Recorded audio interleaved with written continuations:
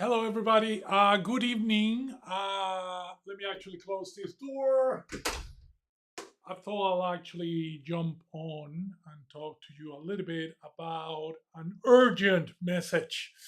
Some incredible stuff, not necessarily of the good kind, has happened over the last 2 days, and I thought it'll make sense to address it directly because this could effectively be the end of conversions in Victoria. And I know there's a whole lot of people, including some of our clients, who are currently working on projects to retrofit effectively rooming houses into what used to be kind of existing properties and things like that. And we want to make sure that you don't get caught up uh, with what could be a disaster for affordable accommodation in this country. So, let me give you a little bit of background. So, as you guys know, we in the building world were controlled, if you like, or governed by a number of things, some organizations, licensing, a whole bunch of things. But particularly, we need to comply with something called the National Construction Code. Used to be called the Building Code, or the Building Code of Australia, BCA, called in some places. Used to be a bit more old school for people who used to be in the industry a long time ago. Now it's called the NCC, National Construction Code, and it's effectively a national code that covers types of buildings, what needs to be in a building, and all sorts of things like that. I don't want to bother you kind of too much with the details of what's in it. Is ultimately you don't want to be a builder, but needless to say, that is the little big book that kind of regulates what we need to build as a builder, what is embedded in the kind of code, what needs to happen, what things we need to put in. The current version of the building code, and this is kind of what if you're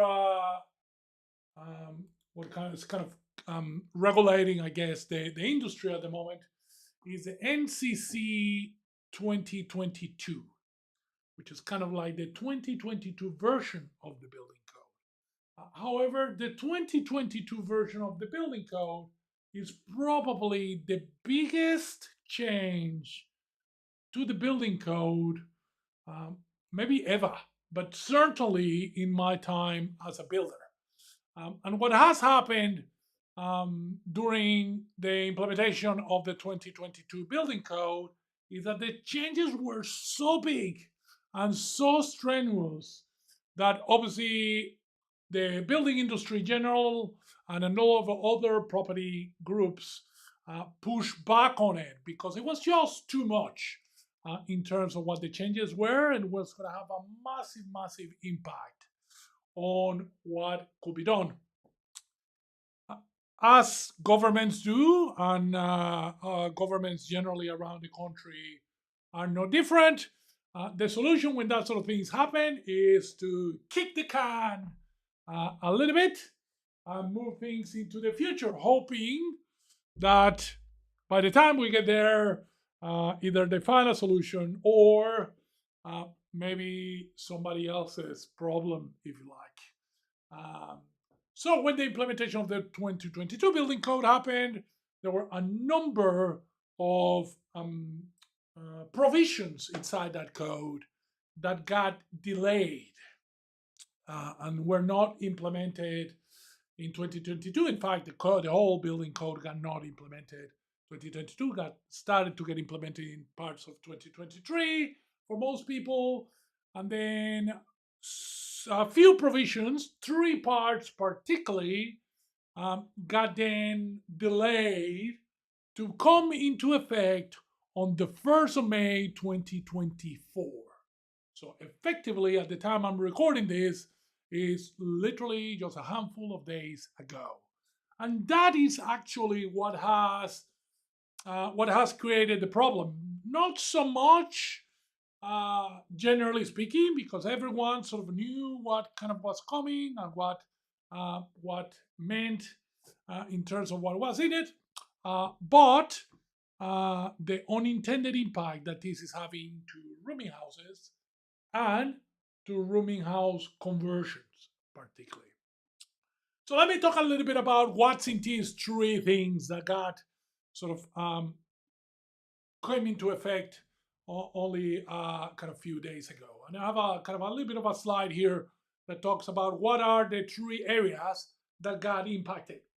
The first one is what the government's calling livable housing. And I'll talk to you a little bit in detail about what that means so everyone understands it. But that's basically about making our properties more accessible. And there were meant to be a whole bunch of extra things, but ended up being about making the properties more accessible because we're not particularly creative when we do this sort of stuff. So they just took, accessible standards and things like that. And they were like, well, if we make houses more accessible to older people and people with less mobility, then that makes them more livable, which is actually true, but it's a very, very narrow definition of livable. But that's kind of part of what got covered there.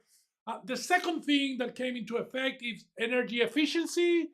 This is probably the bit that is going to catch most of the new housing industry, if you like.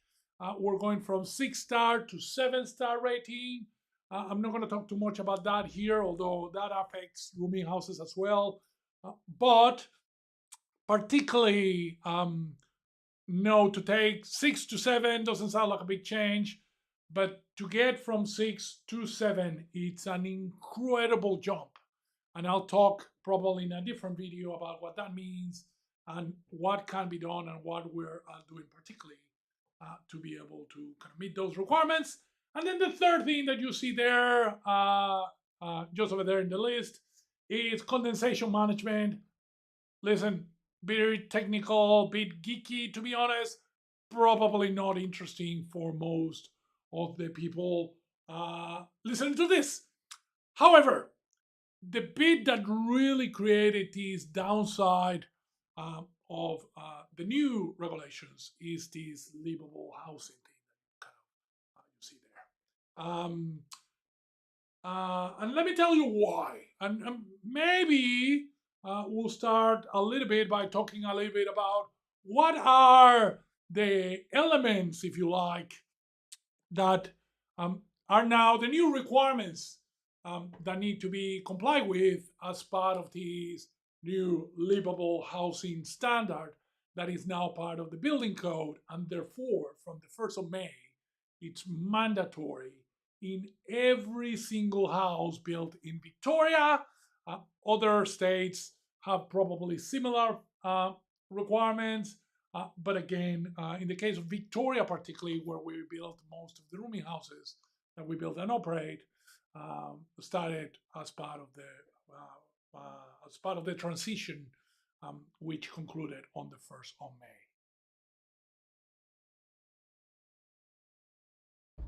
All right, so let's talk a little bit about what's in these new kind of requirements. And then at the end, I'll talk about why this is a disaster for conversions that might make conversions entirely disappear, if not at least significantly reduce them to the point where I don't think there's going to be that many. So the first thing is we need now to have step-free access paths to the entry of the home. So what effectively that means is, if you have a house that you're looking at that has stairs to go into the main door, or that is a kind of somewhat elevated in a way that creates maybe a little bit of a view of that leaves that porch or any of that stuff, all of that is disappeared. Can't have it anymore. You need a step-free path, access path from the boundary to the front door, which means that all these porches are a little bit of a step up and things like that. I know my house certainly has one of those. won't be able to build anymore. That in itself proves a problem, because most houses that we built up until now have a step down in that part of the house. In fact, up until recently, it was a requirement to have a step down in most of that. Now let me just make sure that we're still online. Yeah, I think we are. So, for some reason my panels went disappeared. So I'm gonna keep going. Hopefully, you guys are seeing me live. If not, I'm pretty sure you'll be able to see the recording anyway. So, all right. So that's the first one. Now, the second thing that has kind of proven quite a challenge is the entrance to the dwelling needs now a clear opening of 820. Now, this was not super problematic. Most houses probably have an entrance that has a 920 door at least. The bit here is the step free, which means that you need to be able to get through the entrance of the door, through the entrance of the house, without having to kind of step up or down in that property, right? Next thing is minimum landing sizes. So landing sizes now need to be bigger. Just make sure that again it's easy to get in and out of the property. And then comes another one that is proves a little bit more of a challenge, which is all the internal doors in the entrance level. So again, if you have a double story property, but this only applies to the lower level, need to have a minimum clear width of 820. Now, just to provide a little bit of context with that sort of stuff, doors like that are the doors that are required by the wheelchair access standard. So when you build a wheelchair access, like a rooming house, when you build them from scratch, the actual doors of the disability room need to be 820 clear, which means effectively that more likely than not, you're putting a 920 door in there. So the door is not 820. The opening clear when the doors open needs to be 820. In fact, I think actually an 870 door probably does the job. However, we try to be sure just to make sure that we are always compliant. The next thing is the corridors. So corridors now need to be 1,000 meters clear. 1,000 millimeters clear. So effectively a meter wide. So if you have any corridors that are not a meter wide, then they don't comply with the new standard. And again, it's very important that to kind of remind you that this only applies to new houses. Your current house is fine as a house, right? Then the next thing is you need a shower to be step-free in the entrance floor. So again, I've seen plenty of double-story houses that do not have a bathroom or a full bathroom at least downstairs. From now on, you need a shower in the level in which you enter. For most houses, that will be the ground floor. That is actually step-free. That doesn't have a hop or a step up into the shower. Having the shower is the first thing. Being step-free is probably also kind of complicated. And then the next thing is you need to have reinforcement to the shower, the bath, and the toilet. So that way rails can be and handles can be fitted in the future. You don't need to put those rails down on a typical house, thanks God. But you need to have the provision behind the wall. So if at some time in the future you want to put in those rails, or any future owner wants to put in those rails, then the heavy work behind the door it's already in place. Again, not something you need to do to an existing house, but any sort of new construction. And then finally, there's some minimum circulation sizes around the shower and the toilet. So if you have a tiny ensuite, like I do, that's not going to work. You're going to have minimum circulation sizes around the shower and the toilet as part of the new standards that have been embedded into the new NCC or the new building construction code. Now, all of this is good. All of this is well. I've said already that this doesn't really apply to existing houses, but only to new construction. So, hey, Henry, what's the big deal?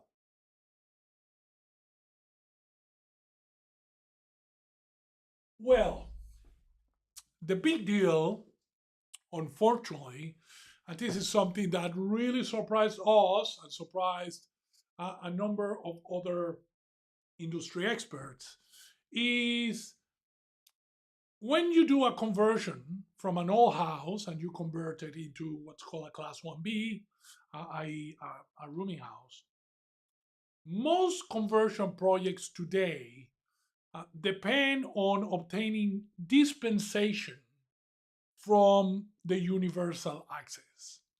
Most conversion projects up until now depend on getting an exception, usually from a building surveyor, from having to build a full wheelchair accessible toilet, a disability access room, disability access to the common areas and to the kitchen, disability access through the corridors, disability entrance, and a disability car park. Now, you probably have noticed from me talking about this new building code that the government, particularly, and a lot of kind of other kind of regulators in this industry, are pushing towards more livable housing and are pushing towards making normal houses more like rooming houses, in the sense that they have wheelchair access and they have access to things, and they're more diverse in terms of the people they can accommodate, even though I have never seen someone in a wheelchair living in a rooming house. But that's kind of a different story, I guess. Because of that, what we're seeing now, it's a trend where building surveyors are now almost being forced to not provide dispensation. Again, we've spoken to a number of building surveyors who were traditionally fairly open to provide dispensation, who are now like blanket, no, we can't. Under the new regulation, we even need to force normal properties to have some of these elements. Therefore, we can actually not accept, or building surveyors can no longer accept, that a rooming house will not have not only these elements, but now they're asking for the full accessibility standard and compliance to make sure that the property is fully compliant with Class 1B, as opposed to, we're complying with some stuff, but we're getting dispensation on others.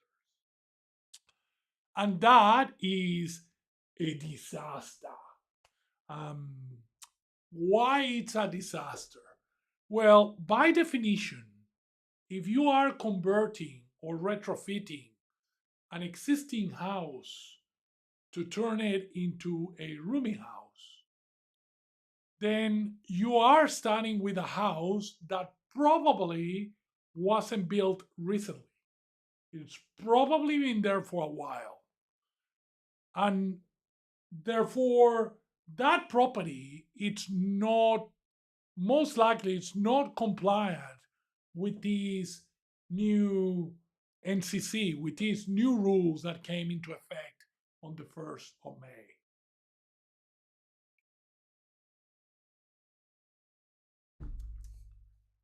Because you are starting with something that is not compliant, it's mandatory for most projects to be viable that this exemption exists. And as we stand today, the exception is not being granted to most projects. In fact, to all projects. We don't know any project that has had these exceptions, this exemption or dispensation since these changes came into play. We have heard rumors and story of some dodgy builders out there still signing up on it, either because they haven't come to full um, realization that the implication of these changes, or maybe they haven't received pressure from the government, or many, to be honest, some of them are, they don't care. They're happy to put their licenses at risk and create risk for them and for the owner of the property around around conversions of rooming houses. But most credible building surveyors that we've been working with, certainly those that we've been working with around conversions, are now strongly pushing back and completely refusing to provide dispensation for universal access requirements. Why is this a problem in the big scheme of things? So, when you build a new property, or when you modify an existing property, then you are by definition required to comply with the new standards and the new codes in the areas in which you are building. The problem with a conversion is the moment that you are touching that house to make any changes, and you do need to make certain changes around fire safety, around escape routes, around the electrical system, and around smoke detectors, then now you fall into the scope for compliance of this new code. So not only you need to make kind of the property compliant with things like the new energy regulation and energy efficiency and all of those other things, but you also need to make it compliant with the disability access requirements that are needed on a traditional Class 1B building. We actually have a couple of projects at the moment that we are working with access consultants and things like that to try to find a solution to make them work, because these projects are halfway in flight. We're pretty confident we're going to find a solution. We found solutions already for a couple of those projects. We have a couple more to go to make sure that these projects get to the end. But very, very likely in some of those cases, the costs are going to be significantly higher than what owners set out to do kind of upfront, because of this government decision to force building surveyors to not provide dispensation of universal access. Now let's talk a little bit about what happens into the future. What happens into the future is new projects that are starting now um, are going to be faced with a big decision, the big definition to make sure that the property you are buying, it's actually suitable not only for conversional in the way that it has been in the past in terms of layout and usability and access and the practicality of operating as a rooming house, but also in terms of being able to comply with this new regulation.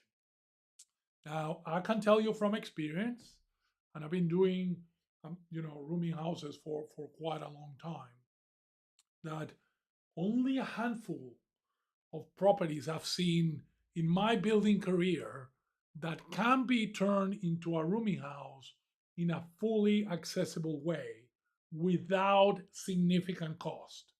We're talking this will turn the average conversion will probably turn it into an exercise that might cost over $100,000 generally. When today there's plenty of conversions that can be done at a much more lower cost than that. Or in fact, I shouldn't say today. Until about 2 weeks ago, you could do projects like that. But that's certainly not the case anymore. So I have a question, and I keep asking myself the question, and unfortunately, I don't have the answer yet. Only time will really tell. It's like, is this the end of um, retrofit conversions of rooming houses in the state of Victoria? Is this the beginning of the end of conversions across the country? Are these new mandatory requirements gonna turn into a real barrier for investors like you and me to provide more affordable accommodation in this country that is so desperately needed, and that up until now has been a lot easier to provide in a way that allows particularly early stage investors to enter the market in a way that really makes a difference to the people living there and ensures that they can guarantee your future. Are now investors going to be forced to stick to new builds and therefore reduce the amount of properties that are out there, reduce the amount of affordable accommodation options provided to to residents out there? Is this going to mean that people who up until recently could use a conversion to enter the market at a price point that it was accessible to them and get started into this journey, not only a journey towards abundance without worries, but a journey towards providing a difference to the community that we serve? Um, are those investors now gonna be told, no, you can no longer make a difference. You can no longer use whatever resources you have now to be able to enter the market and make a difference, albeit maybe not as good as new builds could be, but still providing some accommodation options and still allowing people to enter into the market. Are now people going to be forced to go and either save into a new build or continue exploring the old investment strategies that are really not working anymore? Only time will tell.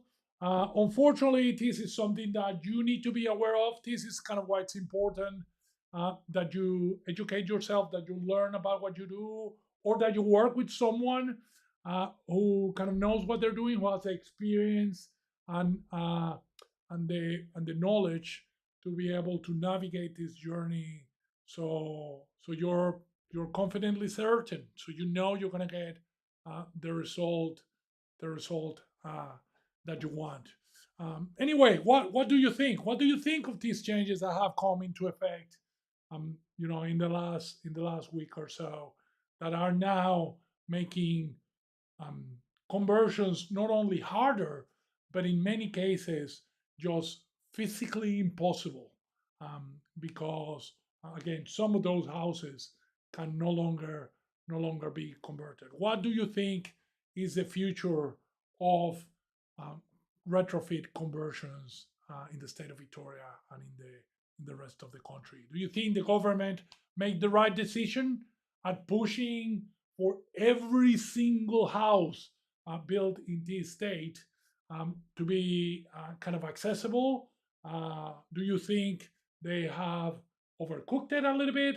Do you think they have taken things too far, or on the contrary, do you think they haven't gone far enough, and we should do kind of more of this? I'll be super interested in hearing more about what you think.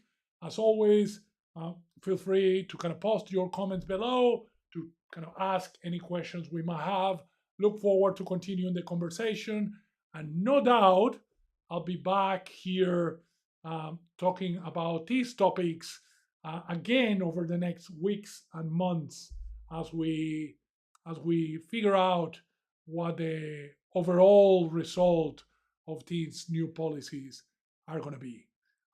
I'll let you for now. Have a good night. Thank you for spending some time with me, and I look forward to talking to many of you very, very soon.